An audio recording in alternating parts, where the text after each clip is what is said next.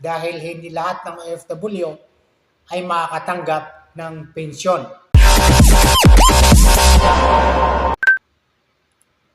Magandang balita ito sa lahat ng mga OFWs. Ang panukala ni Senador Erwin Tulfo, ang OFW Pension Fund. Ito ay makikinabang yung mga tumagal na sa abroad, pero may mga dapat natin maintindihan dahil hindi lahat ng OFW ay makakatanggap ng pensyon. At ito ay hindi pa naisabatas.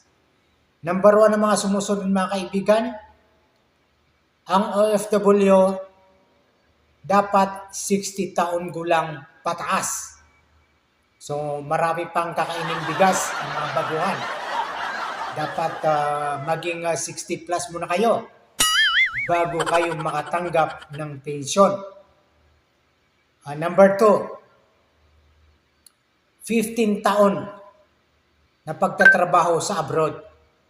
Dapat ay naka 15 years kayo bilang isang OFW.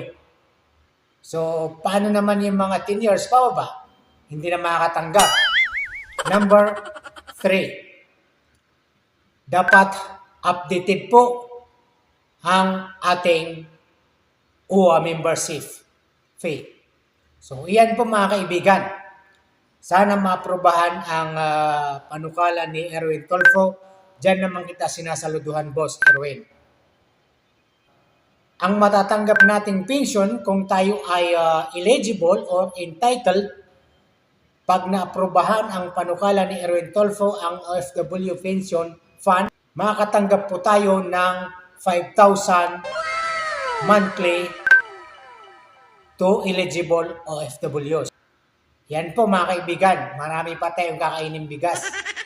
At tatagal pa tayo sa abroad. Kung maaprubahan yan ay dapat maging 60 plus muna tayo.